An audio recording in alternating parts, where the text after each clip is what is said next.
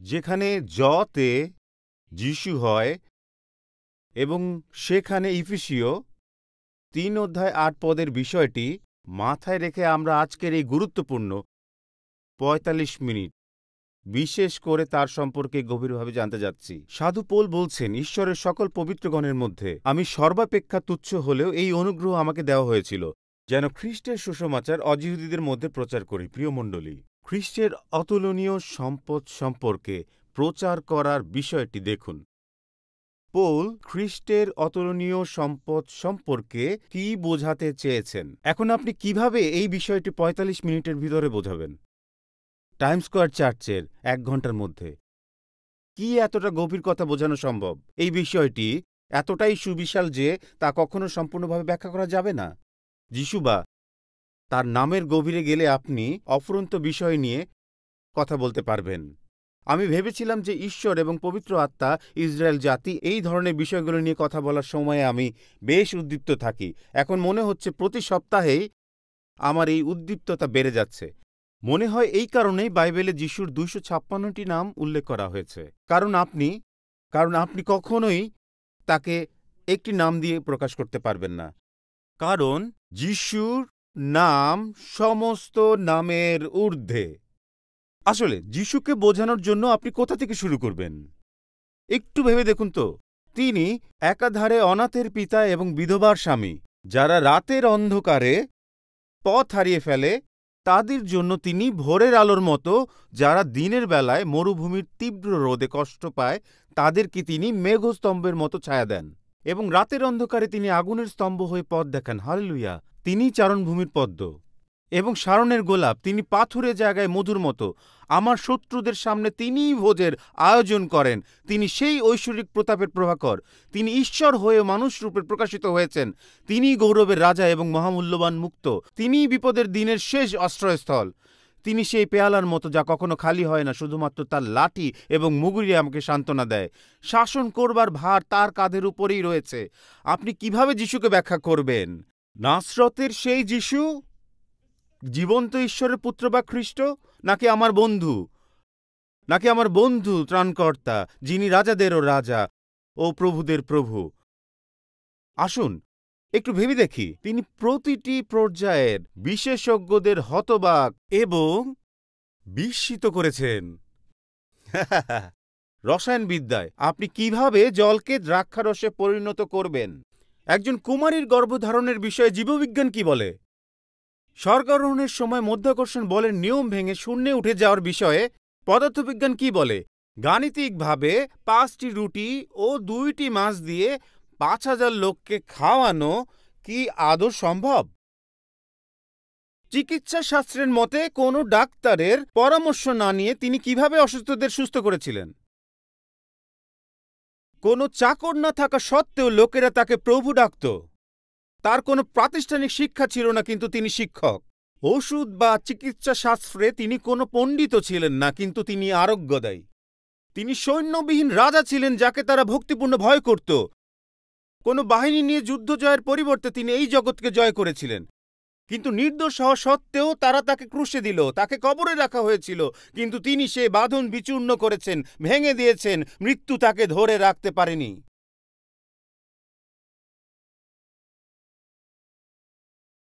হ্যান্ডেলের অডিটোরিয়াসে যখন ঈশ্বরের উপস্থিতি নেমে আসতে শুরু করত, তখনই ফ্রিডরিখ হ্যান্ডেল শুধুমাত্র তুরি বাজাতেন, আর লোকেরাও তা লক্ষ্য করত।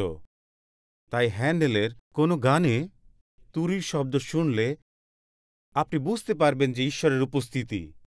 এই চিহ্ন কোনো সাধারণ মানুষ বা গায়কের বিষয় নয়, বরং ঈশ্বরের উপস্থিতি আসতে যাচ্ছে প্রকাশ করে। আজকে এই পদগুলো পড়ার সময়ে আমি চাই যেন আপনারা তুরির শব্দের মাধ্যমে তার উপস্থিতি বোঝেন। প্রিয় মণ্ডলী, যিশুর শক্তি অনুভব করুন।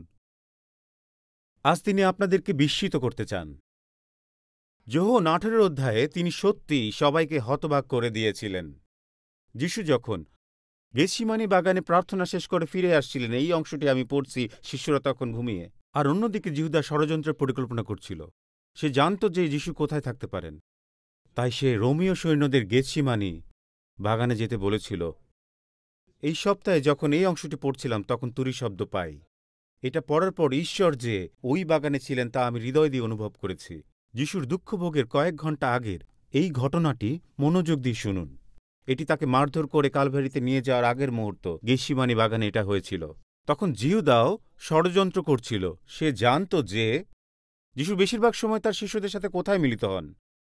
লক্ষ্য করুন, বিশ্বাসঘাতক জিহুদাও জানত যে যিশু সেখানে প্রায়ই তার শিষ্যদের সাথে দেখা করেন। বাইবেলে আছে, পুরোহিত ও ফরিসিরা জিহুদাকে সৈন্য এবং কর্মচারী দিলেন। তাদের সঙ্গে বাতি, মশাল, অস্ত্র ছিল। মনে রাখুন, অস্ত্র। তার নিজের উপরে যা ঘটবে যিশু তা সবই জানতেন। এই জন্য তিনি বের হয়ে এসে সেই লোকদের বললেন, আপনার কাকে খুঁজছেন? তারা বলল, নাসরতের যিশুকে। একটু খেয়াল করুন, এই জন্যই তিনি উত্তর দিয়েছিলেন যে আমি তিনি। আর সেই বিশ্বাসঘাতক জিহুদাও তাদের পাশেই দাঁড়িয়েছিল। তাই যখন তিনি তাদেরকে বললেন আমি সেই, তখনই তুড়ি বেঁধেছে। সব রোমীয় সৈন্যরা তখন মাটিতে লুটিয়ে পড়ল। তিনি শুধু বলেছেন যে আমি সেই, আর ধুম, সবাই মাটিতে পড়ে গেল। এটা আমার খুব অবাক লাগে। ৫ পদ আমাদের বলে যে যিশু এমন শব্দ ব্যবহার করেছিলেন যা ভয় জাগিয়ে তুলেছিল। যিশু শুধু এটাই বলেছিলেন যে আমি সেই। এখানে আমি সেই নয়, বরং মূল বিষয়টি হলো আমি। এই বিষয়টি বোঝাতে চেয়েছিলেন। আপনারা কি জানেন যে এই শুক্রবারে নিউ ইয়র্কে ভূমিকম্প হয়েছিল? রাত ১:৫৩। ইয়ঙ্কার্সে রিক্টার স্কেলে এর মাত্রা ছিল ২.২। এর উৎপত্তিস্থল ছিল ভূপৃষ্ঠ থেকে প্রায় ৬ কিলোমিটার গভীরে গিয়ে। রিক্টার স্কেলে সাধারণত ভূমিকম্পের মাত্রা ১ থেকে ১০ পর্যন্ত হয়। এই পৃথিবীতে কখনোই ১০ মাত্রার ভূমিকম্প হয়নি। কেউ আপনাকে কখনোই ১০ মাত্রায় ভূমিকম্প হওয়ার কথা বলবে না। তবে একবার ইসরায়েলে এটা হয়েছিল। যোহন ১৮ অধ্যায়ে যিশু যখন বলেছিলেন আমি সেই, তখনই এমন ভূমিকম্প হয়েছিল। আমার মনে হয় তখন রিক্টার স্কেলের মাত্রা এতটাই বেড়ে গিয়েছিল যে লোকেরা আর দাঁড়াতেই পারছিল না। তারা তখন ঈশ্বরের উপস্থিতির সামনে ছিল বলেই এমনটা হয়েছিল। রোমীয় সৈন্যরা যখন এই দুইটি শব্দ শুনেছিল তখন তারা আর দাঁড়াতে পারেনি। যিশুর উপস্থিতিতে ওই অস্ত্রসজ্জিত সৈন্যরা বোলিং পিনের মতো পড়ে গিয়েছিল। আপনারা কি জানেন যে কেন এটা আমার কাছে আকর্ষণীয় বলে মনে হয়েছে? ৩ পদে লেখা আছে যে একদল সৈন্য। এর মানে ৬০০ জন সৈনিক বোঝানো হয়েছে। ৬০০ জন সৈন্য যিশুকে ধরতে গিয়েছিল। আর যখন তিনি আমি কথাটা বললেন তখন জিহুদা সহ ৬০১ জন লোক মাটিতে লুটিয়ে পড়েছিল। ওই দিন ওই সময়ে ৬০১ জন সৈন্য। আসলে যিশু তাদেরকে বোঝাতে চেয়েছিলেন যে তিনি সবকিছু নিয়ন্ত্রণ করছেন। এটা নিয়ে যাতে তাদের কোনো সন্দেহ না থাকে। তাদের কাছে হয়তো অনেক অস্ত্রশস্ত্র এবং গ্রেপ্তারে পরোয়ানা থাকতে পারে, কিন্তু তিনি সমস্ত পরিস্থিতির নিয়ন্ত্রণে ছিলেন। তিনি তাদেরকে এটাই বোঝাতে চেয়েছিলেন। তারা হয়তো কৈশোরের কাছ থেকে কোনো গ্রেপ্তারের আদেশ নিয়ে আসতে পারে, কিন্তু তিনি তাদেরকে শুধুমাত্র ২টো শব্দ বলতে চেয়েছিলেন, আমি সেই। এর মাধ্যমে তিনি বোঝাতে চেয়েছেন যে যতক্ষণ না পর্যন্ত তিনি স্বেচ্ছায় নিজেকে উৎসর্গ করছেন ততক্ষণ পর্যন্ত কেউ তার জীবন কেড়ে নিতে পারে না। আমি এই লুটিয়ে পড়ার শক্তি নিজের জীবনেও দেখেছি। ডেট্রয়েটে পালকীয় পরিচর্যা করার সময় একজন ভদ্রলোক ছিল। আমাদের তখন অল্প বয়স ছিল, তাই হয়তো আমরা ভেবেছিলাম যে আমরা তাকে প্রভুর দিকে ফেরাতে পেরেছি। ওই লোকটি মিশিগানের ডেট্রয়েটে আমার বাসায় আমার সাথেই ছিল। এভাবেই ২ দিন পার হল। কিন্তু তৃতীয় দিন সকালবেলা পবিত্র আত্মা হঠাৎ আমাকে বললেন যে আমার এই লোকটির সাথে থাকা ঠিক নয়, কারণ তিনি আমাকে খুন করতে চাইছেন। আমি এতদিন কিছুই বুঝতে পারিনি। তখন আমি সবেমাত্র আমার প্রথম মণ্ডলীতে পালকীয় পরিচর্যার কাজ শুরু করেছিলাম। তাই আমি তাকে বাসায় যেতে নিষেধ করে গির্জায় দেখা করতে বললাম। আর সেখানে আমার কিছু শুভাকাঙ্ক্ষীদের সাথে দেখা হলো। আমরা ঠিক করলাম দানিয়েলের সাথে দেখা করব। লোকটিকে আসতে দেখে বললাম, দানিয়েল, পবিত্র আত্মা আমাকে এমন কিছু বলেছেন যা আমি আগে শুনিনি। আসলে আমার এই ৬০ বছর বয়সে আমি কখনো পবিত্র আত্মার কাছ থেকে দ্বিতীয়বার এমন কথা শুনিনি। দানিয়েলকে বললাম সে আমাকে খুন করতে চাইছে। প্রিয় মণ্ডলী, ঈশ্বরকে সাক্ষী রেখে বলছি, ওই সময় হঠাৎ করে লোকটির চোখ উল্টে গেল।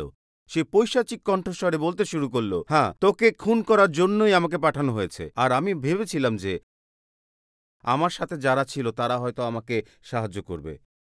তখন হঠাৎ করে ওই লোকটি আমাকে আক্রমণ করার জন্য তেড়ে আসছিল, কিন্তু ওই সময় তারা আমাকে তখন সাহায্য করেনি। তখন আমি তার দিকে তাকিয়ে বলেছি যে, যিশুর নামে দূরে সরে যা। আমি এমন একজন লোকের দিকে তাকিয়েছিলাম যে এই ২৭ বছর বয়সী যুবককে নরক থেকে খুন করার জন্য এসেছিল। সেই লোকটি পিছনের দিকে যেতে শুরু করলো। আমার সাথে যারা ছিল, আমার প্রাতিষ্ঠানিক শিক্ষা বা বাইবেল কলেজের কারণে লোকটি দূরে যায়নি, শুধুমাত্র যিশুর নামের কারণেই সে তা করেছিল। যিশুর নামে মহাশক্তি আছে। আমি এখনো বিশ্বাস করি যে এই নামে বাধাগুলি লুটিয়ে পড়ে। এমনকি আজ হয়তো আপনার একজন রোমীয় সৈন্যের মতো ভারী অস্ত্রের বোঝা থাকতে পারে। আপনি হয়তো এই ঘরে অথবা বিশ্বের বিভিন্ন প্রান্ত, যেমন চীন বা রোম কিংবা ফিলিপাইন সহ যুক্তরাজ্য থেকে অনলাইনে আমাদের এই কথাগুলো শুনছেন। আপনি হয়তো সন্দেহ, নাস্তিকবাদ এবং অজ্ঞেয়বাদের মতো জটিল মতবাদগুলোর বোঝা নিজের উপর বয়ে নিয়ে চলতে পারেন, কিন্তু আমি আপনাদের বলছি, আপনি যখন সত্যিকারের যিশুকে চিনতে পারবেন এবং বুঝতে পারবেন যে তার তলোয়ার আদর্শ আপনাকে দেওয়া হয়েছে এবং আপনাকে সিলমোহরকৃত করা হয়েছে, তখন তার এই পবিত্র উপস্থিতিতে মনে রাখুন, এসবের কোনো কিছুই টিকে থাকতে পারে না। সমস্ত কিছুই মাটিতে লুটিয়ে পড়ে যায়। তিনি দাঁড়িয়ে থেকে বলেছেন, আমি সেই। যিহুদিরা যাত্রা পুস্তক ৩য় অধ্যায়ের এই কথাটি ঠিকই বুঝতে পেরেছিল। জ্বলন্ত ঝোপ থেকে ঈশ্বর মোশির কাছে আমি কথার মাধ্যমে নিজেকে প্রকাশ করেছিলেন। মোশি যখন ঈশ্বরকে জিজ্ঞেস করেছিলেন যে তারা যদি আমাকে জিজ্ঞাসা করে কে আমাকে পাঠিয়েছেন, তখন আমি কি বলবো, তখন ঈশ্বর সেই ঝোপ থেকে বলেছিলেন যে তুমি বলবে যে আমি আছি, তোমাকে পাঠিয়েছেন। আর যিশু যখন আমি সেই বলেছেন, তার মাধ্যমে তিনি মূলত এইটা প্রকাশ করেছেন যে আমি ঈশ্বর। এই কথাটি বোঝা খুবই গুরুত্বপূর্ণ। আমি সেই কথার মধ্য দিয়ে তিনি নিজেকে ঈশ্বর হিসাবে প্রকাশ করেছেন।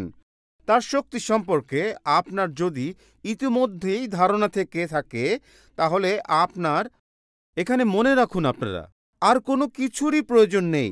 যোহন ১৮ অধ্যায়ে ৪টি পদের পরেই পিতর একটি ছোট ছুরি দিয়ে একজন সৈন্যের কান কেটে ফেলেছিল। এই বিপরীতার্থক বিষয়টি বেশ হাস্যকর। আমি তখন সেখানে থাকলে পিতরের কাছে গিয়ে বলতাম যে, তুমি কি দেখনি যে ৬০১ জন লোক এই দুইটি শব্দ শোনার পরেই মাটিতে লুটিয়ে পড়েছে? তোমার এই ছোট্ট ছোরাটি আর কি বা করতে পারে? আমার ২ জন পরিচিত লোক আমার রক্ষাকারী ছোরার মতো ছিল।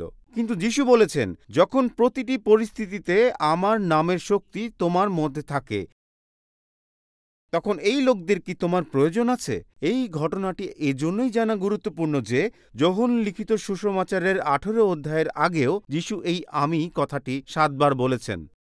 আমরা দেখব যে যিশু নিজেই নিজের বিষয়ে ব্যাখ্যা দিয়েছেন, কারণ রূপক অর্থে যিশু যখনই আমি কথাটা বলেছেন, তখন তিনি প্রতিবার জোর দিয়ে এটাই বলতে চেয়েছেন যে আমি সেই ইয়াহওয়ে, যিনি আব্রাহাম, ইসহাক এবং যাকবের ঈশ্বর। তিনি নিজেই এটা ঘোষণা করেছেন। তাই অন্য কারো কথা শোনার পরিবর্তে আমরা যিশু নিজের বিষয়ে কি বলেছেন তার দেখব, কারণ এগুলো প্রকাশ করে যে তিনি ঈশ্বর। আর যখনই তিনি এই দাবি করেছেন, তখনই লোকেরা তার বিপক্ষে গিয়েছে।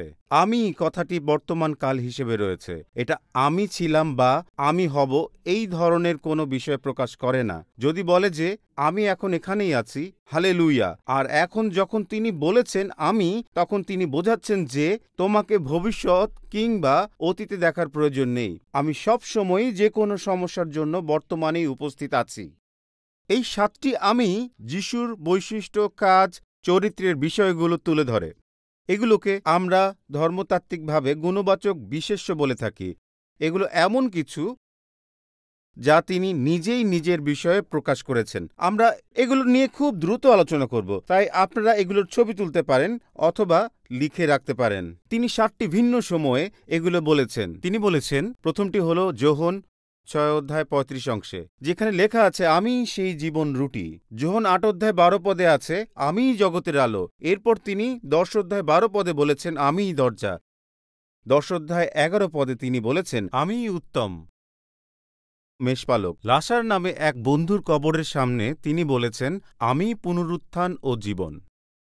গেতসেমানি বাগানে যাওয়ার ঠিক আগে তিনি যোহন ১৫ অধ্যায় বলেছেন আমি আসল আঙ্গুর গাছ। তিনি এটা একটা উপরের ঘর থেকে বলেছিলেন, আর সেই একই ঘরে তিনি বলেছেন, আমি পথ, সত্য ও জীবন। এখানে প্রত্যেকটি আমি শব্দ দ্বারা প্রত্যেক নর-নারীর জীবনে একটি আত্মিক চাহিদার বিষয়টিকে প্রতিফলিত করছে। আমাদের সবারই তাকে এখন এখানে প্রয়োজন। এর প্রতিটি কথায় দেখায় যে কেন যিশুকে জানা গুরুত্বপূর্ণ। আমাদের খেয়াল রাখতে হবে যে লোকেরা যাতে যিশুকে সংজ্ঞায়িত না করেন, বরং যিশু যাতে লোকদেরকে সংজ্ঞায়িত করেন। যিশু কোনো ধর্মতাত্ত্বিক প্রক্রিয়া তৈরি করতে আসেননি, তিনি আমাদেরকে সংজ্ঞায়িত করতে এসেছেন। এই 7টি কথার মাধ্যমে যিশু নিজেই তার পরিচয়কে ব্যাখ্যা করবেন। এগুলোকে আমরা শক্তিশালী নাম বলবো। আমরা যদি তাকে ঠিক মতো বুঝতে না পারি, তাহলে আমাদের সবই এলোমেলো হয়ে যাবে। আমরা তাকেই বিভিন্ন বই, পুস্তক এবং প্রচার অনুযায়ী নিজেদের মতো সাজিয়ে নিয়েছি, কিন্তু তিনি এর চাইতেও বেশি কিছু। যিশু বই, পুস্তক, ডিনোমিনেশন এবং ধর্মতত্ত্বের বাইরে তিনি কবরকে জয় করেছেন এবং সময় ও জায়গা তাকে আটকে রাখতে পারেনি। তিনি আমাদের চাইতে উপরে অবস্থান করছেন। তিনি আমাদের বলছেন, আমি সেই, আমি নিজেকে সংজ্ঞায়িত করব এবং এই পরিচয়ের কারণে আমি কে সেটা প্রকাশ করব। যিশু কে সেই পরিচয়ের উপরই তিনি তার মণ্ডলীকে গড়ে তুলেছেন। আমেন। তিনি আমাদের মতো করে মণ্ডলী গড়ে তোলেননি। তিনি তার নাম, চরিত্র এবং তিনি যেমন সেগুলোর উপরেই তৈরি করেছেন। আমাদের মণ্ডলী যদি কোনো ব্যবস্থা বা ধর্মতত্ত্বের উপর ভিত্তি করে তৈরি হয়, তাহলে আমরা মূল বিষয়টি বাদ দিচ্ছি, কারণ শুধুমাত্র খ্রিস্ট কেন্দ্রিক মণ্ডলী নরকের বাধাগুলোর সামনে টিকে থাকতে পারে। সামনে কি আসতে চলেছে সেই বিষয়ে কোনো ব্যবস্থা, সেমিনারি, প্রচারক বা ধর্মতত্ত্ববিদ বলতে পারে না। আমরা আমাদের জীবনের যেসব বাধার সম্মুখীন হই, সেগুলোর প্রত্যেকটির উপরে শুধুমাত্র যিশু নামই মহান। হালেলুয়া। এখন শুরু করব। এখানে সবকিছু যোহন লিখিত সুসমাচার থেকে। বাইবেল খুলুন অথবা মোবাইলের বাইবেল বের করুন, চ্যাট করবেন না, যোহন খুলুন। যোহন লিখিত সুসমাচার সবচেয়ে ভিন্ন ধর্মী একটি পুস্তক, কারণ এর অন্যান্য 3টি সুসমাচারের মতো এটা শুরু হয়নি। যোহন আমাদেরকে সেই সূচনার দিকে নিয়ে যান যেটা আসলেই সত্যিকারের সূচনা। এটি কিভাবে শুরু হয় তা লক্ষ্য করুন। তিনি বলছেন, প্রথমেই বাক্য ছিলেন, বাক্য ঈশ্বরের সঙ্গে ছিলেন এবং বাক্য নিজেই ঈশ্বর ছিলেন। লক্ষ্য করুন এই পদটি দেখুন। এটাকে আদি পুস্তক 1:1 মতো মনে হয় না? সৃষ্টির শুরুতেই ঈশ্বর মহাকাশ ও পৃথিবী সৃষ্টি করলেন। আচ্ছা, রেডি থাকুন। যিশুর বিষয়ে এখানে অসাধারণ একটি বিষয় উঠে আসবে। যোহনের প্রথমেই শব্দটির আগে আদি পুস্তকের শুরুতেই শব্দটি ছিল, যেটা প্রকাশ করে যে যিশু ঈশ্বরের পুত্র হিসাবে সিংহাসনে অধিষ্ঠিত ছিলেন। ঈশ্বর যখন আমাদের এই জগৎ সৃষ্টি করেছেন, সেটার অনেক আগেই এমনটা ছিল। এর অর্থ কি? তো আপনি কি প্রস্তুত? আসুন এর সঙ্গেই থাকুন, মনোযোগ দিন। যিশুই একমাত্র ব্যক্তি যিনি তার জন্মের আগে থেকেই ছিলেন। যিশুই একমাত্র ব্যক্তি যিনি তার জন্মের আগে থেকেই বেঁচে ছিলেন। তিনি সে ব্যক্তি যার জন্মের আগে থেকেই অস্তিত্ব ছিল। তিনি ছিলেন, একজন ধর্মতত্ত্ববিদ বলেছেন, যিশু হলেন অদৃশ্য ঈশ্বর আর ঈশ্বর হলেন দৃশ্যমান যিশু। যোহন পুস্তকে এই দৃশ্যমান যিশুর পরিচর্যাকাল ছিল 3 বছর। এই পুস্তকে যা বলা হয়েছে সেটার কথা ভাবলে আমার খুবই ভালো লাগে। আমার তখন ফরাসি সম্রাট নেপোলিয়নের এই কথা মনে পড়ে যে আমি মানুষ চিনি, আর তাই আমি বলি যে যিশু খ্রিস্ট কোনো মানুষ ছিলেন না। অনেকে হয়তো বিভিন্ন সাম্রাজ্যের রাজা বা দেবতার সঙ্গে কিছু মিল পেতে পারে, কিন্তু খ্রিস্ট একদমই আলাদা। হ্যাঁ বন্ধুরা, তিনি একদমই আলাদা। অন্যান্য সব ধর্মগুলোর সাথে খ্রিস্টানিটির বিস্তর পার্থক্য আছে। তিনি এই কথার মাধ্যমে মূলত বোঝাতে চেয়েছেন যে এই রকম মিলের আসলে কোনো ভিত্তিই নেই। খ্রিস্টানিটি এবং অন্যান্য ধর্মের মধ্যে সুবিশাল ফারাক আছে। খ্রিস্টানিটিতে সঠিক মণ্ডলীতে যাওয়ার বিষয়টি প্রাধান্য পায় না, বরং সঠিক ব্যক্তির সম্মুখীন হওয়াটাই গুরুত্বপূর্ণ বিষয়। এখানে সঠিক ব্যক্তি বলতে যীশুখ্রিস্টকেই বোঝায়। তাই আজ 7টি শক্তিশালী নামগুলো দেখব। প্রিয় মণ্ডলী, শুনুন, আমি এটা চেষ্টা করেছি আর আমি অল্পই জানি। ধন্যবাদ। আপনারা যখন চলে যাবেন তখন তিনিই থাকবেন, উনিই তখন থাকবেন ঈশ্বরের 7টি নামের বিষয়ে ব্যাখ্যা শুরু করতে যাচ্ছি। আমি যে কিভাবে এই বিষয়গুলো ব্যাখ্যা করব সেটাই ভেবে পাচ্ছি না। তো যাই হোক, আমি শুরু করতে যাচ্ছি। আমি এটাও জানি যে কেন আপনারা প্রত্যেক সপ্তাহে এখানে আসেন। তো শুরু করছি। যে 7টি শক্তিশালী নাম নিয়ে আমরা শুরু করছি, প্রথমটা হলো, তিনি বলেছেন, আমি সেই জীবন রুটি। যোহন 6:35 যিশু তাদের বললেন, আমি সেই জীবন রুটি, যে আমার কাছে আসে তার কখনো খিদে পাবে না, আর আমার উপর বিশ্বাস করে তার পিপাসাও পাবে না। আমার মনে হয় সিএস লিউস এই বিষয়ে সবচেয়ে ভালো বলেছেন, আমাদের মধ্যে থাকা কোনো আকাঙ্ক্ষাও যদি জগৎ পূরণ করতে না পারে, তাহলে এই সম্ভাব্য অর্থ হলো আমরা ভিন্ন কোনো জগতের নিবাসী। এই জগতের কোনো কিছুই যদি আমাদের সন্তুষ্ট রাখতে না পারে, তাহলে এর অর্থ হলো আপনাকে আরও বৃহৎ কোনো উদ্দেশ্যে সৃষ্টি করা হয়েছে। যোহন লিখিত সুসমাচারের 6ষ্ঠ অধ্যায়ে দেখলে আমরা পাব যে যিশু অলৌকিকভাবে মাত্র 5টি রুটি ও 2টি মাছ দিয়ে 5000 লোককে খাইয়েছিলেন। তিনি জনপ্রিয়তার এতটাই শীর্ষে ছিলেন যে লোকেরা তাকে তাদের রাজা বানাতে চেয়েছিল। এমনকি এটাও বলা হয়ে থাকে যে তারা তখন বিনামূল্যে রুটি পাচ্ছিল বলে হয়তো যিশুকে জোরপূর্বক রাজা বানাতে চেয়েছিল। তারা কেন তাকে রাজা বানাতে চেয়েছিল? কারণ খাবার তখন ফ্রিতে পাওয়া যাচ্ছিল। আর হঠাৎ করে যিশু থামলেন এবং তাদেরকে বললেন, তোমরা ভুল জিনিসের দিকে তাকিয়ে আছো, ভুল খাবারের দিকে তাকিয়ে আছো। তোমরা এখন রুটির দিকে চেয়ে আছো, যেটা স্পর্শনীয়। এটা তোমাদের কখনোই সন্তুষ্ট করতে পারবে না। আর এজন্যই যিশু তাদের বলেছেন যে আমি সেই জীবন রুটি। এখন এই বিষয়টি খুব ভালোভাবে বোঝার চেষ্টা করুন, কারণ তারা যে রুটি খেত সেটা আমাদের বর্তমান সময়ের মতো ছিল না। আমরা প্রধান খাবার খাওয়ার আগে রুটিতে কিছুটা মাখন লাগিয়ে খেয়ে থাকি, কিন্তু তখনকার ওই সময়ে তাদের জন্য রুটি আমাদের প্রধান খাবার খাওয়ার চাইতেও অনেক বেশি গুরুত্বপূর্ণ একটি বিষয় ছিল। কালানুক্রমিক এই রুটির একটি দারুণ বিষয় আছে, যেটা প্রথম শতকের শুরুর দিকে প্রচলিত ছিল। যিশু আসলে আমাদের পশ্চিমা মনোভাবের লোকদেরকে বলতে চেয়েছেন যে যেখানে আমি প্রধান খাবার, সেখানে তোমরা প্রধান খাবার খাওয়ার আগে আমাকে রেখো না, এটা বন্ধ করো। শুধুমাত্র রবিবারে অল্প কিছু গান গেয়ে আমাকে ওই মাখনের মতো সংক্ষিপ্তভাবে ব্যবহার করো না, বরং আমাকে তোমার প্রধান খাবার হিসাবে দেখো, যিনি তোমার জীবনে এই সমস্ত কাজ করেন। যিশু আমাদের প্রাক খাবার নন যে আমরা রবিবারে তার জন্য ছোট কোনো ঝুড়িতে করে মাখন লাগিয়ে অল্প কিছু কথা এবং গান নিয়ে বলবো, এই যে যিশু, আপনি নিজের ইচ্ছে মতো প্রতিদিন যেখানে খুশি সেখানে এই খাবার খাবেন।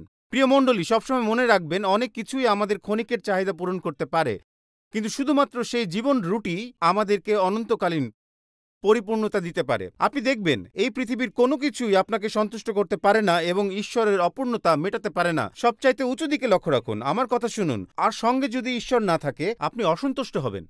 আপনি বসে থাকতে পারেন বা একজন বলবান ব্যক্তিও হতে পারেন।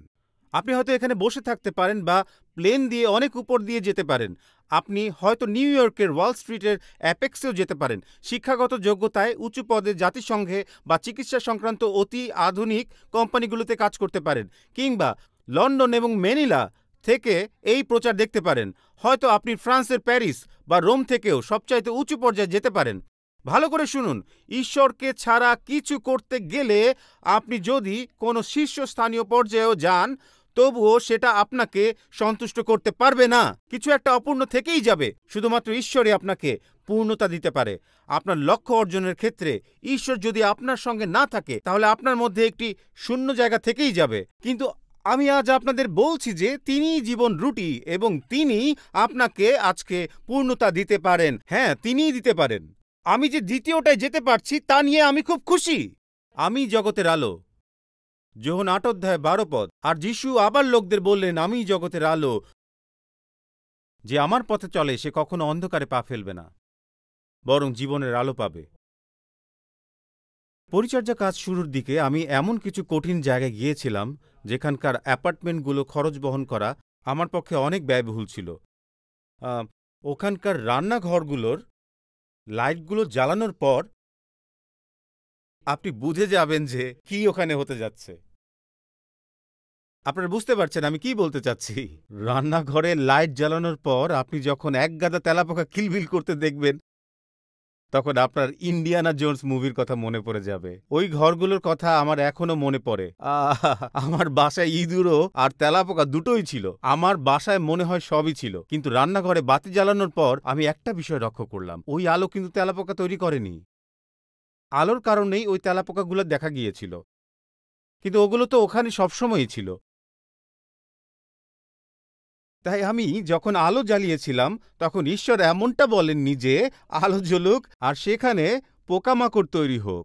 এখানে বিষয়টি হলো ওদের অস্তিত্ব সবসময় ছিল। দেখুন, এই জগতে আসার পর যিশু সেই আলো জ্বালিয়ে দিয়েছিলেন, আর তখনকার সময়ে এই রকম অনেক তেলাপোকা ছিল। যখন ধর্মীয় নেতারা একজন ব্যভিচারী মহিলাকে দোষী সাব্যস্ত করেছিল, তখন সেই প্রেক্ষাপটের উপর ভিত্তি করে যিশু আমি জগতের আলো কথাটা বলেছিলেন। আর যিশু যখন এই জগতের আলো হয়ে আসলেন, তখন জগতের সমস্ত সমস্যাগুলো দেখা দিল। যখন তিনি বলেছিলেন যে যার মধ্যে কোনো পাপ নেই সেই আগে পাথর মারুক, তখন যিশু মূলত বোঝাতে চেয়েছিলেন যে আমি জগতের আলো, এটা সর্বদা মনে রাখবে। আলো দৃশ্যমান করে এবং দেখিয়ে দেয়। যিশু এই অন্ধকারাচ্ছন্ন পৃথিবীতে নিজের উপস্থিতির মাধ্যমে হঠাৎ করে আলো জ্বালিয়েছিলেন। আলো একটি পতিত ধর্ম ব্যবস্থাকে দেখিয়ে দিয়েছিল। ব্যবস্থা ওই ব্যভিচারী মহিলাকে হয়তো পাথর মারতে বলেছিল, কিন্তু যিশু তাকে আরেকটি বার সুযোগ দিয়েছিলেন। আলো পাপকে দেখতে সাহায্য করে, সেটা ওই মহিলার ব্যভিচারী হোক কিংবা নামিদামি উচ্চপদস্থ লোকদের ওই পতিত ধর্মীয় ব্যবস্থাই হোক। ব্যবস্থার অধীন থাকা ওই লোকদের কাছে ঈশ্বরের উপস্থিতি ছিল না। আর আলো এসে সবকিছুকে দৃশ্যমান করে তোলে। আলো সবকিছু দেখিয়ে দেয়। যিশু যখন আসলেন তখনও এমনটাই হয়েছিল। আমি বলছি, যিশু যখন আপনার জীবনে আসেন তখন আলো জ্বলে, আর যেসব বিষয়গুলো নিয়ে আপনি সমস্যায় পড়েন সেগুলো আপনার অস্বস্তির কারণ হতে শুরু করে, কারণ তিনি সেই আলো জ্বেলে বলেন এটা ঠিক নয়, এটা করো না। মনে হতে পারে যে তিনি আপনাকে ভালোবাসেন না, কিন্তু হঠাৎ করে আপনি সত্যটা বুঝতে শুরু করবেন। একটা দারুণ বিষয় আছে। যোহন ৮ অধ্যায় পড়ার সময় আমি লক্ষ্য করলাম যে যিশু ১২ পদে একবার আমি কথাটি বলেছিলেন। তিনি এই কথাটা অনেকবারই বলেছেন।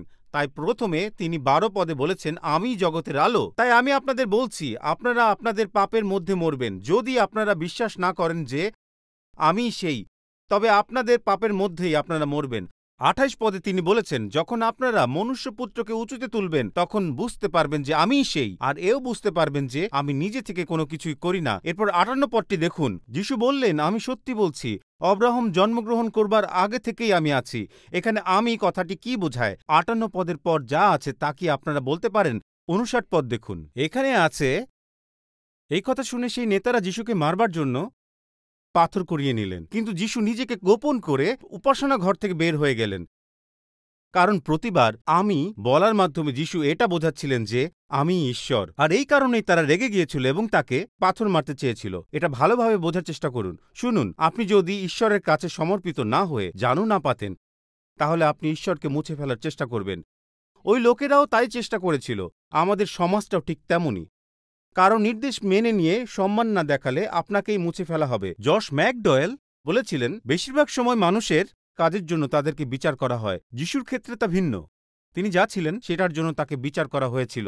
উনি আসলে এই কারণেই বিচারের সম্মুখীন হয়েছিলেন। তিনি যখন এই জগতে আলো হয়ে এলেন তখন সমস্ত তেলাপোকা পালিয়ে গেল। যিশু পাপকে দেখিয়ে দিয়েছিলেন, যিশু ধর্মীয় ব্যবস্থাকে দেখিয়ে দিয়েছিলেন। এখানে একটা অবাক করা বিষয় হলো আমরা মণ্ডলীকে চাইলেও যিশুকে কিন্তু চাই না।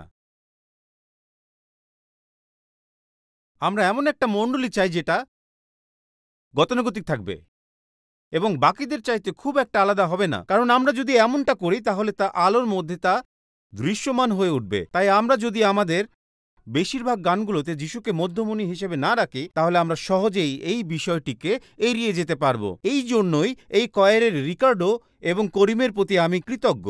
গতানুগতিক গানগুলোতে আপনি সেগুলোর বিষয়বস্তু ঠিকমতো বুঝতে পারবেন না। সেটা কি নারী পুরুষ বা প্রেমের সম্পর্কের বিষয়ে নাকি অন্য কিছু, আসলে এগুলোর অর্থ কি, গানগুলো কিসের কথা বলে। রিকার্ডো ও করিমকে আমি এজন্যই পছন্দ করি যে তারা সবসময় যিশুর বিষয়েই গান করে।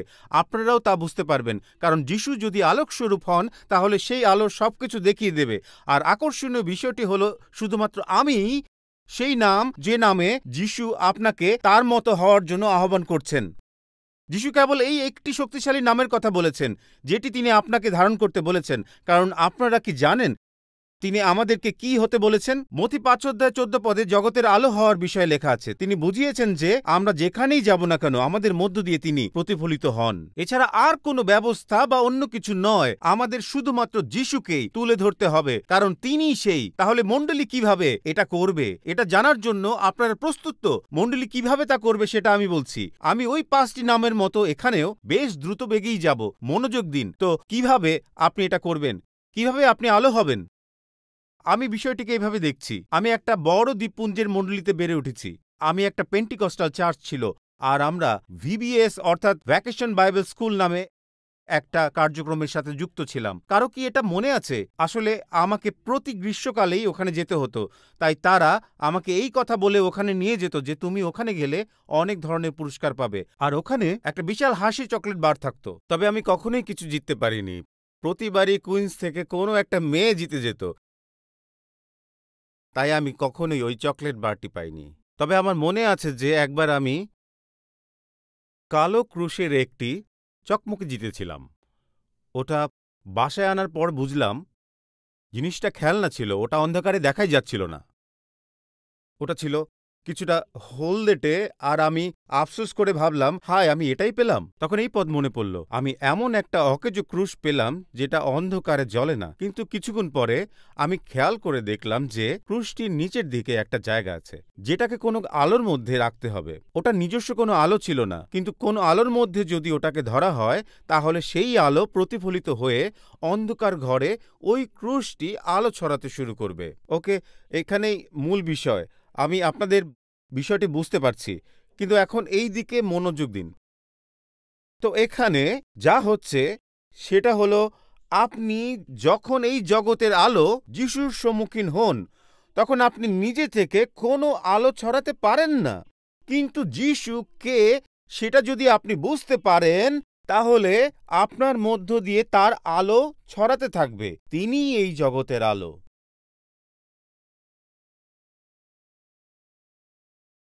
তৃতীয় বিষয়, আমিই দরজা, যোহন 10:7। যিশু তাদের আবার বললেন, সত্যিই বলছি, মেষগুলোর জন্য আমিই দরজা। পরের পদগুলো এতটাই শক্তিশালী যে আমি সেগুলো না পড়ে পারছি না। আমার আগে যারা এসেছিল তারা সবাই চোর আর ডাকাত, কিন্তু মেষগুলো তাদের কথা শোনেনি। আমিই দরজা। যদি কেউ আমার মধ্য দিয়ে ভিতরে ঢোকে তবে সে উদ্ধার পাবে। ভিতরে ঢুকে চোরে বেড়ান, ভিতরে ও বাইরে আসা যাওয়া করুন। এই পদে আছে, চোর কেবল চুরি, খুন ও নষ্ট করবার উদ্দেশ্য নিয়েই আসে। আমি এসেছি যেন তারা জীবন পায়, আর সেই জীবন যেন পরিপূর্ণ হয়। হালেলুয়া। ভেড়াদের এই বিষয়টি কি দারুণ নয়? আমেরিকার কোনো কলেজ বা বিশ্ববিদ্যালয়ে কোনো ভেড়ার চিহ্ন ব্যবহার করা হয় না। আপনি কখনোই মিশিগান শিপ, ওহিও ল্যাম্বস অথবা ফ্লোরিডা শিপ নামে কোনো দল দেখতে পাবেন না। এর কারণ হলো, ভেড়ারা কখনোই নিজেদেরকে রক্ষা করতে পারে না। তারা কোনো শিকারী নয়, বরং তারা হলো শিকার। তারা নিজেদের রক্ষা করার জন্য লড়াই করতে পারে না, তারা পাল্টা আক্রমণ করতে পারে না।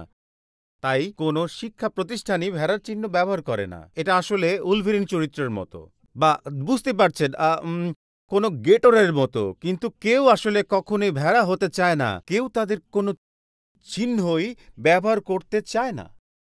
ভেড়ারা শুধুমাত্র তাদের রাখালের কারণেই শক্তিশালী। রাখালই তাদের একমাত্র শক্তির উৎস। আর যিশু যখন বলেছেন আমি দরজা, তখন এখানে রাখাল শব্দটি আসে।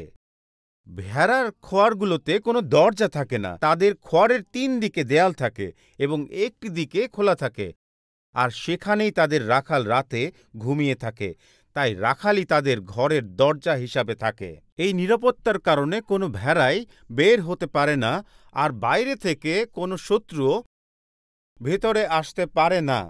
আমি যখন ডেট্রয়েটে ছিলাম তখন পুলিশেরা আমাদের বলতো যে চোরেরা সাধারণত চুরি করার সময় বাড়ির সামনের দরজা ভেঙে ফেলে। তারা চুপি চুপি আসে এবং লাথি মেরে দরজা ভেঙে ফেলে। এরপর তাদের ইচ্ছা মতো জিনিসগুলো লুটে নেয়। কেউ যাতে অবাধে যাওয়া আসা না করতে পারে সেজন্য আমাদের একটি শক্তিশালী দরজা প্রয়োজন। তখনকার সময়ে যিশু বোঝাতে চেয়েছিলেন যে যাই আসুক না কেন সেটা রাখালের মধ্য দিয়েই যেতে হবে।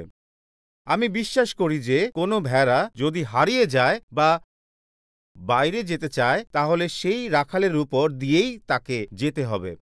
যদি একজন সজাগ রাখাল ঠিক মতো পাহারা দেয় তাহলে সহজে কোনো ভেড়া দরজা দিয়ে বের হতে পারবে না।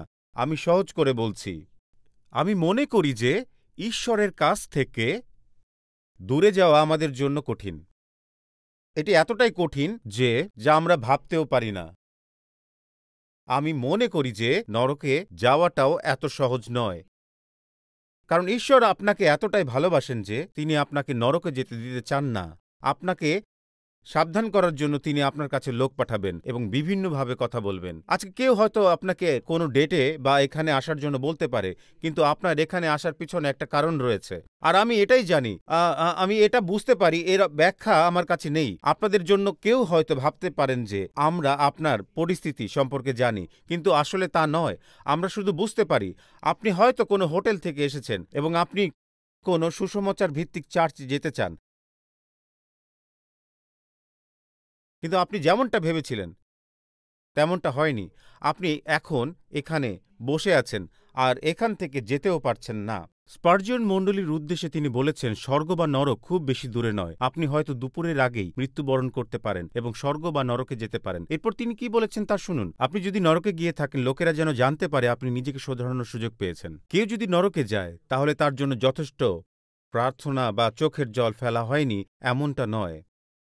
তবে সে যদি নরকে গিয়েই থাকে তাহলে যারা তাকে রক্ষা করার জন্য চেষ্টা করেছে সেটি ছাড়িয়ে তাকে ওই ধ্বংসের দিকে ধাবিত হতে হবে। সবাইকেই নিজের পরিণতি ভোগ করতে হবে। যদি কেউ নরকে গিয়েই থাকে তাহলে তাকে ছেড়ে দিতে হবে, কারণ আমরা তা এড়ানোর সর্বোচ্চ চেষ্টা করেছি এবং কাউকেই আমরা সতর্কতা এবং প্রার্থনা ছাড়া যেতে দিইনি। ও ভেবে দেখুন, নরকের লোকেরা যদি আরেকটি বার কোনো প্রচার শুনতে পারত তাহলে তাদের সংখ্যাটা কত বড় হতো। তারা আরেকটি বার বাক্যের কথা শোনার জন্য ব্যাকুলভাবে আক্ষেপ করবে। এটা শোনার জন্য নরকের 10,000 বছরের যন্ত্রণাও সহ্য করতে রাজি থাকবে। তাই স্পার্জিয়ন বলতে চেয়েছেন যে সুসমাচার প্রচার করুন, তাতে নরকের দরজা কেঁপে উঠবে এবং অবাধ্যরা মন পরিবর্তন করবে। আর তিনি বলেছেন যে খ্রিস্ট যে প্রচারের মধ্যমণি নন অথবা শীর্ষে না থাকেন সেটা শয়তানের কাছে হাসির বিষয় হয় এবং স্বর্গস্থ পিতার হৃদয়কে ব্যথিত করে। আমাদের সেই সুখবর দেওয়া উচিত যাতে লোকেরা খ্রিস্টের দিকে ফিরবে। কিন্তু সুখবর এমন একটি বিষয় যেখানে আমার প্রচার বা আমার প্রার্থনাগুলো আপনার জন্য কার্যকরী হবে না, কিন্তু আমার একটি শক্তিশালী দরজা আছে যা আমাকে শত্রুদের হাত থেকে রক্ষা করে এবং যেসব জায়গায় আমার যাওয়া উচিত নয় সেগুলো থেকে নিরাপদ থাকে। কয়েক বছর আগে একটা বিমান কোম্পানি তাদের বিমানগুলোকে 99% নিরাপদ হিসাবে দাবি করেছিল।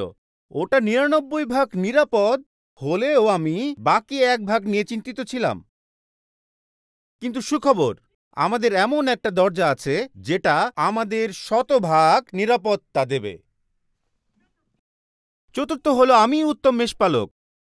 আমি উত্তম মেষপালক। উত্তম মেষপালক তার মেষদের জন্য নিজের জীবন দেয়। এটা হলো চতুর্থ আমি। যখন আমরা আমি নামটির ঘোষণা দেখি তখন সেটি সাধারণত দরজা, আলো, রুটি এর দিকে ইঙ্গিত করে। তিনি ইতিবাচক বিষয় যুক্ত করেছেন। তিনি বলেননি যে আমিই মেষপালক। তিনি বলেছেন আমি কি? উত্তম মেষপালক, অর্থাৎ সবচেয়ে ভালো, অর্থাৎ কেউ আমার মতো নয়। এটা সবসময় মনে রাখবেন। মেষ বা ভেড়ারা রাখালের উপর সদা নির্ভরশীল পশু।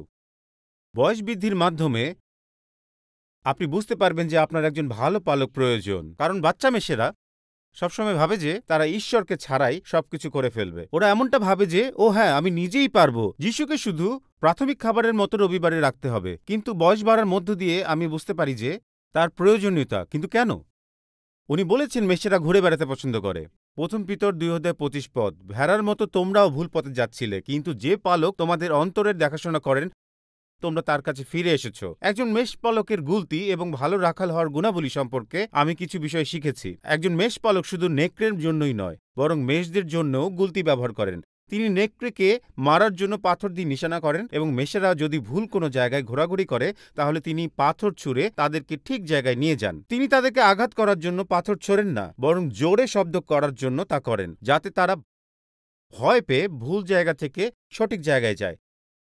প্রিয় মণ্ডলী, এটা ভালো করে বোঝার চেষ্টা করুন। মেষপালক আসলে মেষদের গায়ে নয়, বরং ওই ভুল পথের দিকে পাথর ছুঁড়ে মারেন। আমি বুঝতে পারলাম যে আমি একটি ভুল সিদ্ধান্ত নিতে যাচ্ছি, কিন্তু তখন আমার মেষপালক আমার কাছে সতর্কতার বাণী পৌঁছে দিয়েছেন। আমার মনে হলো তিনি যেন আমাকে বলছেন, ও ওখানে হ্যাঁ বলো না, ওই লোককে দায়িত্ব দিও না, ওই কারণে পয়সা খরচ করো না। এরকম আরো অনেক সতর্কবাণী তিনি আমাকে দিয়েছেন। একজন ভালো মেষপালক বলেন যে, শোনো, আমি চাই তুমি ওই পাথর ফেলার শব্দ শুনে সতর্ক হয়ে যাও, তাতে তোমাকে পরবর্তীতে উদ্ধার করার প্রয়োজন হবে না। মেষপালক এমনটাই করেন। একজন উত্তম মেষপালক এটাই করেন। এটা ক্রয় বিক্রয় এবং অংশীদারিত্ব, কাউকে কাজের দায়িত্ব দেওয়া এবং বন্ধুত্বের ক্ষেত্রেও প্রযোজ্য হতে পারে। এই বার্তা হলো মেষপালকের ছোড়া সেই পাথর যেটা আপনাকে খারাপ পথে ফিরে আসার জন্য সতর্ক করছে। উত্তম মেষপালক। 5 নম্বর হলো আমি পুনরুত্থান ও জীবন। যোহন 11:25 যিশু বলেছেন, আমি পুনরুত্থান ও জীবন, যে আমার উপর বিশ্বাস করে সে মরলেও জীবিত হবে, আর যে জীবিত আছে এবং আমাকে বিশ্বাস করে সে কখনো মরবে না। এটা হলো লাসারের ঘটনা, যেখানে মরিয়ম ও মার্থাও ছিল। যিশু মূলত মার্থাকে এই কথা বলেছেন। আমরা সবসময় বিপদে পড়লেই যিশুর কাছে সাহায্য চাই, কিন্তু আমরা তার উপরে নির্ভর করতে চাই না। আমরা চাই যে আমাদের যখন প্রয়োজন যিশু ঠিক সেই সময় যাতে আমাদের সাহায্য করেন। আমার মনে আছে যে অনেক পুরনো মণ্ডলীর একজন মা আমাকে সবসময় বলতেন, তিনি সবসময় ঠিক সময়ে উত্তর দেন। যোহন 11 শুরুতে লাসার খুব অসুস্থ থাকে, কিন্তু এর মাঝামাঝি অংশে দেখা যায় তার সমাধির 4 দিন পূর্ণ না হতেই যিশু সেখানে সঠিক সময়ে উপস্থিত ছিলেন। তিনি মার্থার সাথে কথা বললেন, কিন্তু যিশুকে যে সময় আসতে বলা হয়েছিল সেই সময় তিনি আসেননি বলে মার্থা খুব হতাশ ছিল।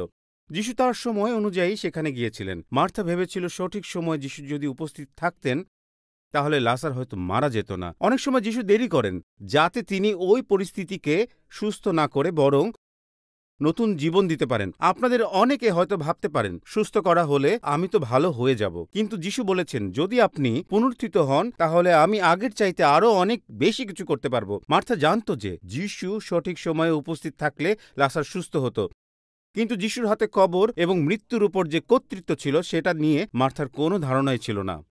সে জানত না মার্থা আরোগ্যদায়ী যিশুকে চিনত, কিন্তু পুনরুত্থিত জীবনদানকারী যিশুকে চিনত না। আসলে নতুন জীবন মানে এই নয় যে ডাক্তারের অনুমোদনে মৃত্যুবরণ করার পর আপনি আবার বেঁচে উঠবেন।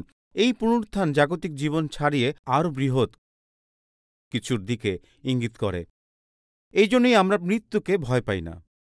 আমি আপনাদের বলতে চাই যে এই শুক্রবার সকালে আমরা নিউ ইয়র্কের একজন অন্যতম ভালো পালককে হারিয়েছি। ওনার নাম ছিল টিম কেলার, যিনি রিডিমার মণ্ডলীর পালক। তিনি প্রভুতে নির্দিত হয়েছেন। তিনি 3 বছর যাবৎ অগ্ন্যাশয়ের ক্যান্সারের সাথে লড়াই করছিলেন। আমরা আজ সকালে কয়েরে তার জন্য প্রার্থনা করেছি। এই 3 বছর ধরে সিন্ডি এবং আমি ওনার সুস্থতার জন্য প্রায় প্রতিদিনই প্রার্থনা করেছি। আর এই শুক্রবারে আমরা খবর পেলাম যে তিনি আর নেই। টিম কেলারের মৃত্যুর পর আমার একটা ঘটনা মনে পড়ল। এটা ঠিক কোন খবরের চ্যানেলে দেখিয়েছিল তা মনে নেই, তবে এটা বেশ চমৎকার ছিল। প্রতিবেদক 4 জন ক্যান্সার রোগীর সাথে পরিচয় করিয়ে দিল যাদের শেষ পর্যায়ে ছিল। চ্যানেলটি তাদের নিয়ে একটা প্রামাণ্যচিত্র বানিয়েছিল। সেখানে দেখলাম তাদের মধ্যে কয়েকজন খুব রেগে যাচ্ছিল, কেউ আক্ষেপ করছিল, কিন্তু তাদের মধ্যে একজন বৃদ্ধ পালক ছিল। মনে হয় উনি মিসিসিপি থেকে ছিলেন। উনি যতই কাছে আসলেন ততই ওনাকে উচ্ছ্বসিত বলে মনে হলো। আমি আপনাদের এর কারণ বলছি। আপনাদের এটা মনে রাখা দরকার, ওই পালক জানতেন যে যিশুই জীবন এবং পুনরুত্থান। ওই সংবাদের লোকেরা তাকে এটা জিজ্ঞেস করেছিল, যেটা আমি কখনোই ভুলব না। অবশেষে তারা ওই 4 জন রোগীকে জিজ্ঞেস করল যে কেমোথেরাপির কারণে সারা শরীরে কোনো বিরূপ প্রতিক্রিয়া দেখা দিয়েছে কিনা। অন্যরা বলছিল যে আমি জানি না আমার মতো ভালো মানুষেরই কেন এমন হলো। কিন্তু দক্ষিণের ওই বুড়ো পালকটিকে যখন জিজ্ঞেস করা হলো যে এই অবস্থার মধ্যেও কিভাবে আপনি এতটা খুশি এবং শান্তির মধ্যে আছেন, তিনি শুধু একটা পুরনো স্তুতিগানের কথা বললেন। তিনি কি বললেন জানেন? সংবাদ চ্যানেলের ক্যামেরার দিকে তাকিয়ে তার কথাগুলো এমন ছিল, আমি ঊর্ধ্বের দিকে ধাবমান, প্রতিদিন আমি নতুন উচ্চতায় উঠছি, অগ্রগামী এই বাঁধনে প্রার্থনারত রয়েছি, আমার চরণ তুমি শক্ত ভূমিতে রাখো প্রভু। এরপর তিনি বললেন, আমাকে উচ্চে তুলে ধরো প্রভু, প্রতিজ্ঞাত ভূমিতে বিশ্বাসে স্থির রাখো সদা। সন্ধানে পেয়েছি অতি উচ্চ এক মাধ্যম, আমার চরণ শক্ত ভূমিতে রাখো। ভাবছেন কথাগুলো শেষ? একদমই না। তিনি দ্বিতীয় স্তবক বলা শুরু করলেন, মানুষ হয়তো সন্দেহ বা ভয়ের বেড়াজালে আটকে আছে, কিন্তু আমার অন্তরে এগুলো নিয়ে বেঁচে থাকার কোনো আশা নেই। আমার প্রার্থনা ও লক্ষ্য সুউচ্চ অপার্থিব ভূমির দিকে, যেখানে আমার নিশ্চয়তা আছে। কত চমৎকার একটি বিষয়! এরপর তিনি তৃতীয় স্তবক বলা শুরু করলেন। ওই অপার্থিব জগতেই আমার আবাসক। আমাদের দিকে দিয়াবল যা নিক্ষেপ করেছে তা এক উচ্ছ্বাসের আওয়াজ তৈরি করেছে। মনে হচ্ছে যেন সাধুগণের গীতের মতো ঊর্ধ্বে গিয়ে পৌঁছেছে।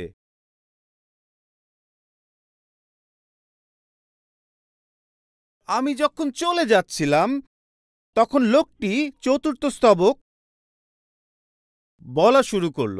আমি সর্বোচ্চ উচ্চতায় পৌঁছাতে চাই, সেই গৌরবের প্রভাকরকে দেখতে চাই, কিন্তু তবুও আমি মৃত্যু পর্যন্ত প্রার্থনা করে যেতে চাই। প্রভুকে পেয়ে আমি সেই উচ্চভূমির দিকে ধাবিত হতে চাই। হালেলুয়া! ওই বৃদ্ধ প্রচারকের হৃদয়ে শান্তি ছিল। যিশুই পুনরুত্থান ও জীবন, আর তাই টিম কেলারের হৃদয়ে শান্তি ছিল। আমরা প্রায় শেষের দিকে চলে এসেছি। আমি জানি যে আরও আছে। আপনারা ঠিক আছেন তো? আচ্ছা, আসুন আমরা একটু প্রশংসা গান করি। আসুন একসাথে একসাথে তাদেরকে এটা বুঝাই যে আমরা শেষ করছি। ওরা ভাবুক যে আমরা শেষের দিকে আছি। আমি দ্রুতই এটা করব। সবাই আসুন। আমি চাই মার্ক শেষ গান করি। আমি আসল আঙ্গুর গাছ, আর আমার পিতা মালি। যোহন 15:1 এটা লেখা আছে। সবশেষে এই কথা লেখা আছে, যিশু চেয়েছেন যাতে আপনি বৃদ্ধি পেতে থাকেন এবং আপনার জীবনে ফল থাকে। যিশুই প্রকৃত আঙ্গুর গাছ এবং আমরা তার শাখা প্রশাখা। তিনি বলেছেন, আমি তোমাদেরকে একটি নতুন পথ উপায় দিচ্ছি। তিনি বলেছেন, আমি তোমার আগে ছিলাম, এখন আমি চাই তুমি আমার সঙ্গে যুক্ত থাকো। তিনি বলেছেন, শাখা প্রশাখা হল লতারই অংশ। আপনারা হলেন শাখা প্রশাখা, আর যিশু হলেন আঙ্গুর গাছ। আপনাকে তার সাথে সংযুক্ত থাকতে হবে। আপনিই হলেন সেই সংযুক্ততার প্রকাশ। তিনি আমাদেরকে এই সংযুক্ততার ফল বোঝাতে চেয়েছেন। আপনি মূল লতার সাথে যত বেশি ঘনিষ্ঠ হবেন, ততই আপনার মধ্যে ফল ধরবে। পালক, এই ফল হল যিশুর চরিত্র। এই ফল নিয়ে আমি ভিন্ন কিছু বলতে চাই। এটা বেশ গুরুত্বপূর্ণ, মানুষের উপকারের জন্যই ফলের অস্তিত্ব আছে। আরও ভালোভাবে বুঝতে চান? তাহলে শুনুন, গরুরা কেন দুধ খায় না, বা মুরগিরা কেন ডিম খায় না। ওহ, আপনারা হয়তো বলতে পারেন, কোনো গরু দুধ দিয়ে বলে না যে আমি 2% দুধ দেব। ওরা তা করে না। মুরগিরাও এমন কিছু করে না। ওরা অন্যদের জন্য এগুলো দিয়ে থাকে। একটু ভালোভাবে লক্ষ্য করুন। আমি এখনো এম পাইনি। এম মানে হলো অর্থ। ঈশ্বর আপনাকে অর্থ উপার্জনের তালন্তা এই জন্য দেননি নিজে তা ভোগ করেন। ঈশ্বর কখনই আপনার নিজের জন্য এই দক্ষতা দেননি। এটা আপনার জন্য নয়। আমি বুঝতে পারছি যে আপনারা একটু হতাশ হয়েছেন। স্বাভাবিক। আমি বলতে চাই, যদি গান পারেন তা অন্যদের সেবার জন্য ব্যবহার করেন। তিনি বলেছেন যে তোমাদের আমার সাথে যুক্ত থাকতে হবে, কারণ তিনি চান যেন আমরা বৃদ্ধি পাই। আর শাখা প্রশাখাদের নিজ থেকে এখানে তাদের গর্ব করার মতো কোনো ধরনের বিষয় নেই। আসলে দ্রাক্ষালতার গর্বই হল ফল। এটি বলে যে আপনি কিছু একটার সাথে সংযুক্ত আছেন এবং আপনাকে বিচ্ছিন্ন করার জন্য শত্রুপক্ষ আপ্রাণ চেষ্টা করবে। দেখুন, আপনারা জানেন যে শাখা প্রশাখা মূল গাছের সাথে যুক্ত থাকে, আর এই সংযুক্ততা বিচ্ছিন্ন করার জন্য যা কাজ করে সেটাই হলো শত্রু। বুঝুন, আপনি কি জানেন যে 6টা পদে 10 বার সংযুক্ততার বিষয়টি বলা হয়েছে? যুক্ত থাকুন, সংযুক্ত থাকুন। তিনি বলেছেন যে আপনি যদি সংযুক্ত না থাকেন, অন্যরা কিন্তু সুযোগ নেবে। এখানে বলা হয়েছে আপনি যখন যুক্ত থাকবেন তখন আপনি প্রার্থনারূপ শক্তি হয়ে উঠবেন। আপনি যা চাইবেন তাই করতে পারবেন। ঈশ্বর আপনাকে সাহায্য করবেন। অংশটি পড়ছি, যদি কেউ আমার মধ্যে না থাকে তবে কাটা ডালের মতোই তাকে ফেলে দেওয়া হয়, আর তা শুকিয়ে যায়। সেই ডালগুলো আগুনে ফেলা হয় এবং তা পুড়ে যায়। যুক্ত না থাকলে কি হয় আপনি জানেন? প্রথমে আপনার বিশ্বাস শুকিয়ে যাবে, এরপর সেগুলোকে একসাথে করা হবে। এর মানে হলো আপনাকে ফল দেবার জন্য কিছু একটা করতে হবে। কতজন নিজেদের সন্তানকে ডেজার্ট খাওয়ার জন্য জোর করেন? আমি আদেশ দিচ্ছি, এই কেক খাও। আমরা এমন করি না কেন? কারণ এটা সহজ বিষয়। কিন্তু যিশুর সাথে যুক্ত থাকার অর্থ হলো সবজি খাওয়ার মতো। আপনাকে এর জন্য কাজ করতে হবে। যিশুর সাথে যুক্ত থাকতে হলে আপনাকে তার সাথে সময় কাটাতে হবে, কারণ আপনি চাইবেন না সেগুলো শুকিয়ে যাক। শুকিয়ে গেলে লোকেরা আপনার আশেপাশে ভিড় করে এবং তাদের দ্বারা আপনি নিয়ন্ত্রিত হন। এখানে লক্ষ্য করুন, যদি আপনি সংযুক্ত থাকেন তাহলে তার বাক্য আপনার সঙ্গে থাকে আর আপনি প্রার্থনার শক্তি পান। আপনি যে কোনো কিছু চাইবেন আর আপনার জন্য তাই হবে। ঠিক আছে, এটা গুরুত্বপূর্ণ। আমি এই শেষ অংশটিই বলবো, কথা দিচ্ছি। যোহন 7। এটাই সপ্তম বিষয়। সবাই দাঁড়ান। আমরা যে শেষ করতে যাচ্ছি সেটাই আপনারা অভিনয় করবেন। আমি পথ, সত্য ও জীবন। এই যে যোহন 14:6 পদ, যিশু বললেন, আমি পথ, সত্য আর জীবন। আমার মধ্য দিয়ে না গেলে কেউই পিতার কাছে যেতে পারে না। এই পদের কোন বিষয়টি আমার কাছে ভালো লাগে জানেন? যিশু সকালের ভোজের সময় সবচাইতে বিতর্কিত একটি বিষয় বলেছেন। যোহন 13:2 পদে আমরা পাই যে এটি সকালবেলা ছিল। আমি আপনাদের বিষয়ে জানি না, তবে আমি একটি ইতালীয় পরিবার থেকে এসেছি আর রাতের খাবারের অনেক কিছু হতো। আমরা রাজনীতি, ধর্মতত্ত্বের মতো বিষয়গুলো শিখেছি। আমরা ঝগড়া ও বিতর্ক করেছি। আমার পরিবারের লোকেরা বড় একটা পিৎজার খণ্ড নিয়ে দৌড় দিত। ঘরে আসলে সবকিছুই হতো।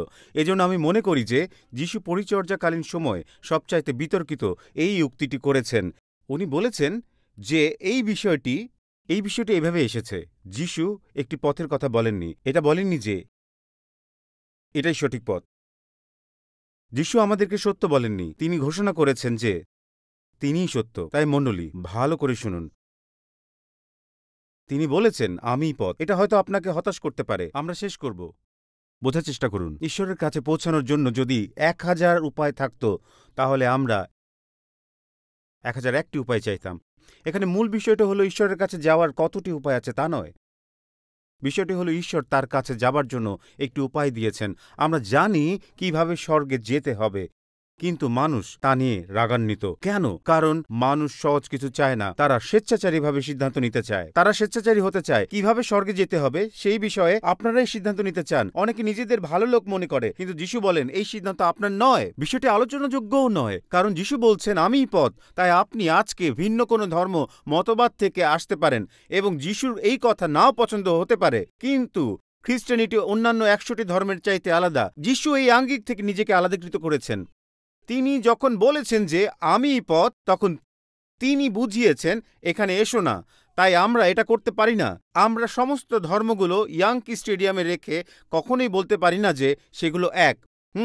যোহন 14:6 অনুসারে যিশু বোঝাতে চেয়েছেন যে অন্যান্য পথগুলো ঠিক হতে পারে না, কারণ তিনিই পথ। তো এটাই হলো মূল বিষয়। আপনারা এখনই সেখানেই দাঁড়িয়ে আছেন, কিন্তু আপনাদের সেখান থেকে সরে যাওয়া উচিত। আমি বুঝতে পারছি যে আপনারা চাইছেন আমি দ্রুত শেষ করি, কিন্তু আপনারা এটাও ভাবছেন যে উনি আর কতক্ষণ কথা বলবেন, তা আমরা দেখতে চাই। আর একটু ধৈর্য ধরুন। আপনারা কিভাবে পৌঁছাবেন সে সিদ্ধান্ত নিন। আপনারা স্বর্গে যাননি বলে হয়তো জানেন না যে কিভাবে সেখানে যেতে হবে। এটা অনেকটা আমার ডালাসের বন্ধু হ্যান্সের মতো। আমি তার অফিসে গিয়েছি, তার বাসায় যাইনি। আমি যদি তার বাড়িতে যাওয়ার জন্য নির্দেশনা চাই আর সে যদি আমাকে বলে যে সে তা জানে না, এটা হাস্যকর। ওখানে যাবার জন্য নিশ্চয়ই এমন নির্দেশনা দিতে হবে, ওখান দিয়ে গিয়ে ওই পথ দিয়ে আসো, কারণ তার বাড়িতে যাওয়ার পথ সেই সবচেয়ে ভালো জানবে। যিশুও তার বাড়িতে যাওয়ার পথ জানেন। তিনি তা সবচেয়ে ভালোভাবে জানেন। তাই তার নির্দেশনার সাথে নিজেরটা মেলাবেন না। স্বর্গে যাওয়ার জন্য কখনো বলবেন না যে আমি কিছু শুনিনি, আমি একজন ভালো স্বামী, সবকিছুর যোগান দিই। আমি খ্রিস্টিয়ান, আমি জিহুদি, মুসলিম, প্রোটেস্ট্যান্ট, আমি ব্যাপটিস্ট। কোনো লাভ নেই। আর দয়া করে স্বর্গে এটা বলবেন না যে আমি টিএসসি থেকে এসেছি। আমি অনুরোধ করছি, কখনো যিশুকে এটা বলবেন না যে শুনছেন আমাকে মনে আছে। অন্য কথায় বললে যিশু আপনাকে বলবেন আমি তোমায় চিনি না। আমি এটা বলতে চাই, স্বর্গে যাওয়ার একটাই পথ রয়েছে, সেই পথ হল যীশু খ্রিস্ট। এটাই, আর কিছু না।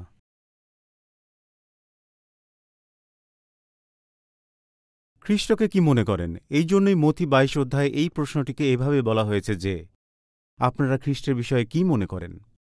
আজ আপনি যিশুকে দিয়ে কি করবেন? নতুন জন্ম না হলে কেউ ঐশ্বরাজ্য দেখতে পায় না। যিশু এই কথা বলেছেন, আপনি কি নতুন জন্ম লাভ করেছেন কি না সেটাই আপনার জীবনের সবচাইতে বড় প্রশ্ন। আজ আপনার জন্য সুখবর আছে। খ্রিস্ট যখন আপনাকে ভেতর থেকে পরিবর্তন করেন, তখন তিনি আপনার জীবনে একজন ত্রাণকর্তাই নয়, বরং জীবন রুটি, জগতের আলো, পুনরুত্থান ও জীবন, দ্রাক্ষালতা বা সত্যিকারের আঙ্গুর গাছ, উত্তম মেষপালক, দরজা হিসেবে থাকেন, ঈশ্বরের পুত্রকে পেলে আপনি নিজের জীবনে এগুলোই সব পাবেন। তাহলে বিষয়টা কি এমন যে তিনি আমাদের ফিরে পেতে যাচ্ছেন? আপনি যিশুকে ছাড়া কখনোই স্বর্গে যেতে পারবেন না। আমি শুধু এটাই সহজ করে বলতে চাই যে আপনি তার প্রকৃত পরিচয় জানেন। তাই কোনো ভুল করবেন না। আমরা মণ্ডলী হিসেবে আপনাকে স্বর্গে নিতে পারি না, অথবা আপনার ডিনোমিনেশন, ধর্মও আপনাকে সেখানে নিয়ে যেতে পারে না। কোনো সমাজগৃহ বা মণ্ডলীও আপনাকে স্বর্গে নিতে পারে না, কিন্তু যিশুই পারেন। আকাশমণ্ডল ও পৃথিবীর মধ্যে একটি নামেই পরিবর্তন পাওয়া যায়, আর সে হল যিশু। আজকে তিনি পরিত্রাণ দিতে চান, নতুন জন্ম। কিন্তু এর অর্থ কি? এর অর্থ হল মানসিকভাবে জন্মগ্রহণের মতো দ্বিতীয়বার আপনাকে আত্মিকভাবে জন্মগ্রহণ করতে হবে। আপনার একটি জন্ম তারিখ থাকলেও আপনাকে আত্মিকভাবে জন্মগ্রহণ করতে হবে। এটা কিভাবে ঘটে? সহজে মনে রাখতে ABC ব্যবহার করতে পারেন। এতে হলো আমি পাপী, মানুষ হিসেবে আমি ভগ্নচূর্ণ। আমরা সবাই পাপী, যেটা আপনি কোনো যাজক, পালক, প্রতিজ্ঞা, অনুষ্ঠান, প্রেসক্রিপশনের মাধ্যমে মুছে ফেলতে পারবেন না। বিতে বিশ্বাস করতে হবে যে ঈশ্বর তার পুত্রকে বোঝা বহনের জন্য পাঠিয়েছেন। তিনি এমনভাবে জীবনযাপন করেছেন যা আমি পারি না, এমনভাবে মরেছেন যা আমি পারতাম না, এমন পুরস্কার দিয়েছেন যার যোগ্য নই। বিশ্বাসের মাধ্যমে এবং সিতে তাকে প্রভু হিসাবে নিজের জীবনের নিয়ন্ত্রণভার দেওয়ার মাধ্যমেই এই নিশ্চয়তা পেতে পারি। আপনাকে মণ্ডলীভুক্ত করার জন্য যিশু মরেননি। তিনি মরেছেন যেন আপনি চিরকাল স্বর্গে বাস করতে পারেন।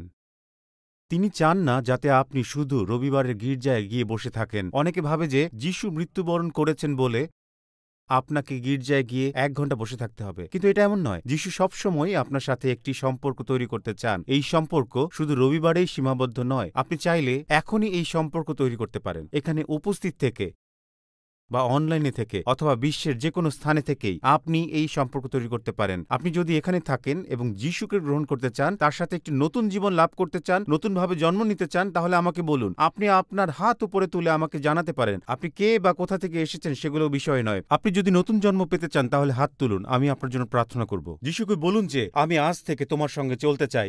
আপনার হাত দুটোকে যতটা সম্ভব উপরের দিকে তুলে রাখুন, উপরে তুলে রাখুন, ধরে রাখুন, এখানে, ওখানে, ওইখানে, সামনে, পিছনে, সব দিকে প্রতিটি হাত উপরের দিকে তুলে রাখুন।